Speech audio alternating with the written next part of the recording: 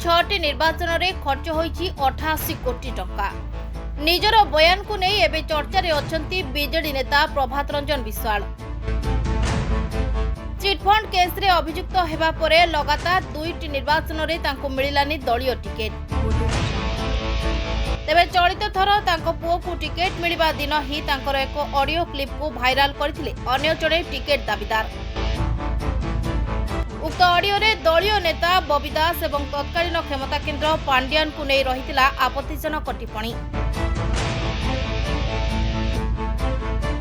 मु कोन कहले सत कथा कहले पांड्यान बाबू डायलॉग मु मारुनी हो ठीक अछि आपण धरंतु टिकेट आपण दियंतु जाग दबकता दियंतु होई कि किछ बाट गला बेलकु तापरे पुणी ओ बाबू बाबू आपण को भाई मु कहली भाई मते स्माश करियो से भाई आई तू कोन कथा पर से मते पार्टी को आई दो आई कोन हो भाई तोते मु जाने तू केते करे अगर केते केते तू कोन मते हम कहबे तुमी कोन मास करबे ए तू कोन मते मास करबे ए बाबा थाउ रंतु छानिया आए सब सब पठे देला ता बगरु नवीन मासरु ओटे छानिया गुडा आए सब सब मत नबा पठे देला बुझ पात ने तापर हला बबिता पहिला बाहर को से एरिया तुबु त्रिपाठी बोल सब बाहर सब उठनी हजार समति बाहर पड़ला। ए भितरे निर्वाचन मध्य सरी जाइछि। एबे पुणी थरे निज निर्वाचन खर्च संपर्कित एक बयान को नहीं चर्चा को आसिछंती प्रभात विश्वाल। बीजेडी नेता बोली आगरु जहा कहिले चलुथला हेले ए भितरे बदलिछि राज्य शासन। प्रभात को बयान को नहीं उठिलाणी प्रश्न से कोठु आनिले एते टंका से सब टंकार आयकर दिया जाइछि त। देखो आज आम गणमाध्यम जानवा पाइलु विधायक जे पूर्वर थे प्रभात रंजन विश्वाल 6टी निर्वाचन ने सी एवं तांको पुओ पिछा 88 कोटी टंका व्यय करिसंती। तेणु साधारण निर्वाचन ने वर्तमान 2024 40 लाख टंका खर्च करिवार विधि व्यवस्था थिला बेले गोटे गोटे निर्वाचन से किपरि 14 कोटी रु ऊर्ध्व पैसा खर्च करथिले ये टंका आसिला कोटू टंका को बाबद खर्च होला यार गोटे उच्चस्तरीय तदंत करा जाऊ एवं दृढ़ कार्यानुष्ठान ग्रहण करा जाऊ। आमे कथा कहबार उद्देश्य होची जेहेतु पूर्वर चिटफंड केस रे संपृक्त थिले हुए से चिटफंड टंका नुहे तो तेणु यार उच्चस्तरीय तदंत आवश्यक। सरकार बदली प्रधानमंत्री यशस्वी प्रधानमंत्री कहते चिटफंड टंका फेरस्त हम सरकार भी कहते फेरस्त हम जिते 25-24 वर्षर सरकार को दुर्नीतिग्रस्त सरकार को जिते लोक प्रत्याख्यान कर निश्चित भाव आम आशा करुचु जे कि यार निश्चित तदंत एवं जो टंका आय व्यय कौटू आसला कौटू गला यार निश्चित तदंत ही लोकलोचन को आसो बोली आम आशा करुचु। कहते आपको गोटे कथा कहली गोटे निर्वाचन में जे 15 कोटी पाखापाखि खर्च कर से टंकाटा कौटी की जाऊँगी जोटी गुड़हांडी रहे से पिंपुड़ी अधिका लगती।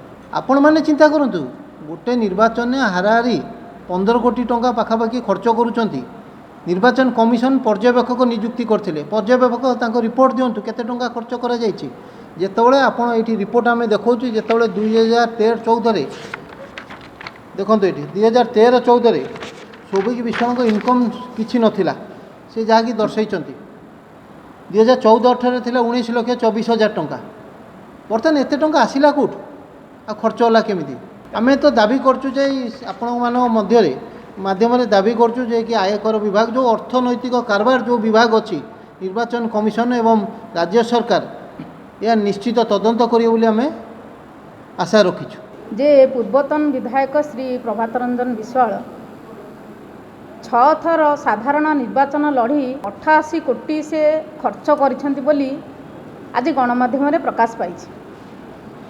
आमर वर्तमान साधारण रे प्रश्न आसुची जे निर्वाचन कमिशनर जेतेबेले 2024 रे 40 लाख खर्च करिवार व्यवस्था अच्छी 2019 रे 28 लाख खर्च करिवार व्यवस्था थिला ता पूर्व 5 वर्ष देखिले ताठारु कम निश्चय थिबो किंतु से 6टी निर्वाचन लड़ी 88 कोटी टंका खर्च करिसेंती बोली से निजे स्वीकार करछंती। वर्तमान प्रश्न उठुची जे 88 कोटी टंका तांका पाखकु आसिला कोठी आगुरु चिटफंड केस रे से बेल ले वर्तमान अछंती ଯେତେବେଳେ ଚିଟଫଣ୍ଡ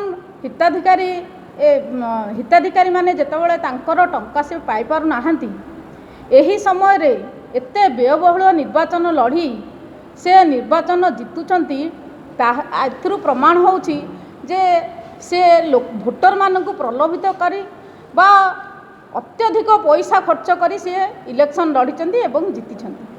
କିନ୍ତୁ ଯେ ଚିଟଫଣ୍ଡ ହିତାଧିକାରୀ ମାନେ ସେମାନଙ୍କର ତାଙ୍କର ଯେଉଁ କଷ୍ଟ ଅର୍ଜିତ ଧନ ସେମାନେ ଏଥିରେ ସାରିଛନ୍ତି, ଏପର୍ଯ୍ୟନ୍ତ ସିଏ ପାଇପାରି ନାହାନ୍ତି। ଏହା ଅତି ଦୁଃଖ ପରିତାପର ବିଷୟ।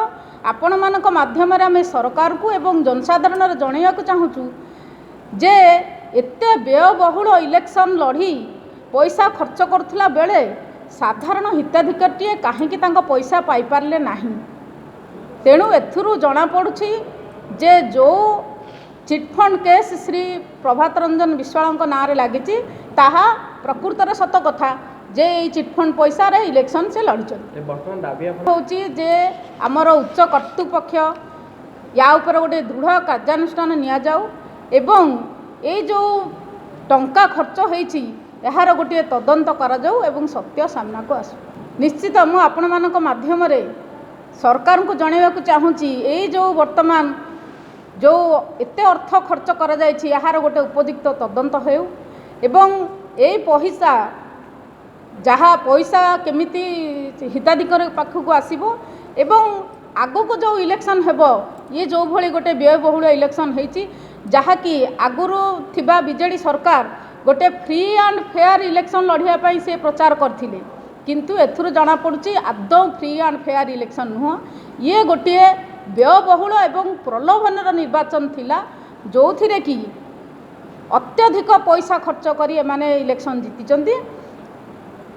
ତାହା ସରକାର ଏହା ଉପରେ ବିଚାର କରି ଉପଯୁକ୍ତ କାର୍ଯ୍ୟାନୁଷ୍ଠାନ ନେବା ପାଇଁ ଆମେ ବିନମ୍ର ଅନୁରୋଧ କରୁଛୁ। ଘଟଣାର ଉଚ୍ଚସ୍ତରୀୟ ତଦନ୍ତ ଦାବି ପରେ ଏବେ ହରଡ଼ଘଣାରେ ବିଜେଡି ନେତା ପ୍ରଭାତ ରଞ୍ଜନ ବିଶ୍ୱାଳ।